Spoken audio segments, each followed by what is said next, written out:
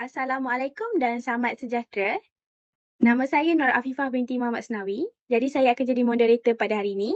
Kami akan membincangkan topik berkenaan Penang Transport Master Plan Irrigation 2020. Di sini bersama saya 3 panel. Panel pertama iaitu Nur Fatin Naziah binti Muhammad Fazil. Panel kedua, Encik Amir Aiman bin Muhammad Radi. Dan panel ketiga, Cik Nur Akilah binti Zaini.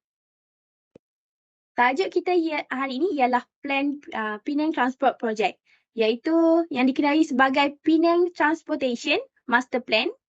Apa itu Penang Transportation Master Plan ni? Ianya ialah Plan Induk Pengangkutan Pulau Pinang. PTMP adalah strategi pengangkutan yang komprehensif, cekap dan bersepadu dalam rangka sistem pengangkutan darat dan laut yang moden serta menyeluruh untuk kepentingan rakyat Pulau Pinang. PTMP adalah berdasarkan kajian kebolehsanaan yang melibatkan reka bentuk kejuruteraan yang menentukan konstruktiviti, kajian manfaat kos yang menentukan daya maju ekonomi, dan model pembiayaan yang merangkumi penilaian manfaat kepada ekonomi dan komuniti. Pelan ini meliputi pelbagai sistem dan perkhidmatan pengangkutan darat dan laut seperti sistem transit aliran ringan, LRT, BRT ialah transit aliran bas, tram, teksi e-hailing, ferry dan teksi air.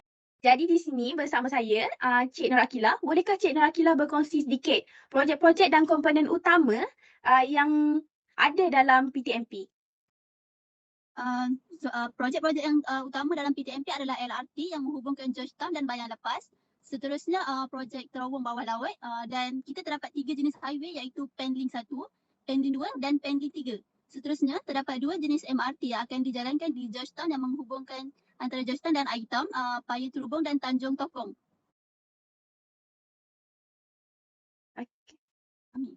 Okey, ini adalah contoh-contoh peta lah untuk senarai-senarai projek yang Cik Nur Akilah bagi tahu tadi. Seterusnya? Okey, ini adalah LRT Bayang Lepas dan MRT di Aitam. Dan ini adalah MRT di Tanjung Tokong. Seterusnya ini adalah terowong bawah laut yang menghubungkan Penang Third Link.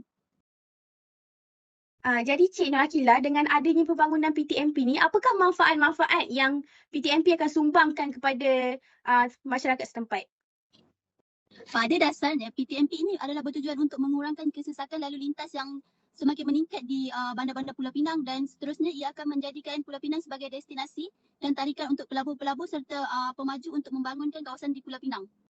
Okey, seterusnya mungkin kita punya panel yang pertama tadi, Cik Nur Fatin Naziah, boleh kongsikan kesan PTMP ni dan isu-isu etika yang boleh dikaitkan dengan PTMP. Kesan untuk PNTP adalah first, kesan buruk kepada ekosistem. Yang kedua, menjejaskan kawasan penempatan penduduk setempat. Dan ketiga, memerlukan kos yang tinggi. Mungkin terdapat, mesti kita nak bangunkan PTMP ni mungkin tidak ada persetujuan daripada masyarakat, daripada kontraktor-kontraktor ataupun daripada kalangan menteri sendiri. Jadi di sini adanya kritikan terhadap PTMP. Mungkin Cik Nur Fatin Naziah boleh share sikit tentang kritikan yang ada ni? Kritikan terhadap PTMP ni, first adalah kesan terhadap kesedaran. Okey, kesedaran ni kita boleh dapat lihat menimbul kebimbangan dekat rakyat-rakyat, iaitu mengenai terowong yang akan dibina, LRT yang akan dibina, semua tu menyebabkan kebimbangan. Yang kedua adalah kehilangan hak milik tanah pribadi penduduk setempat. Bila kita nak membina satu monorail ataupun LRT, kita mengambil hak penduduk setempat. Jadi penduduk setempat agak bimbang, tanah mereka akan hilang. Dan ketiga, ketulusan perundingan awam. Ini dapat dilihat dengan kegunaan wang. Kadang-kadang ada penyelewengan wang yang dapat dilihat oleh orang atasan. Okay, dan ketiga adalah ekonomi dan tanggungjawab fiskal. Ekonomi dan tanggungjawab fiskal ni bergantung kepada pembelanjaan kepada negeri. Akan menyebabkan negeri menanggung banyak kos untuk membina satu kawasan. Itu adalah kritikan terhadap PTMP. Okey, jadi memandangkan terdapat pelbagai kesan baik maupun buruk. Jadi macam mana PTMP ni, adakah mempunyai cara untuk mengurangkan isu dan kebimbangan rakyat? Ataupun kebimbangan semualah kita kata. Mungkin Cik Aiman boleh beri sedikit pendapat? Okey, terdapat banyak penyelesaian yang boleh di-applykan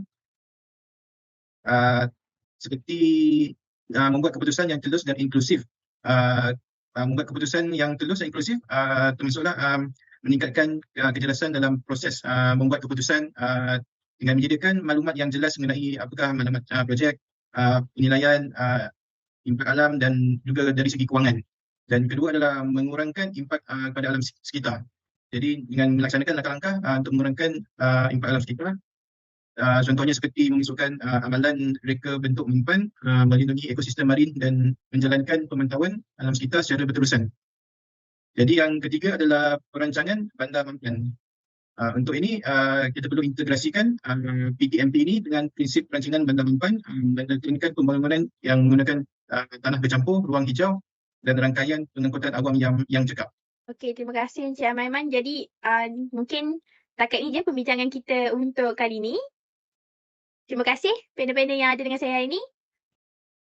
Itu saja daripada Kumpulan 11. Terima kasih.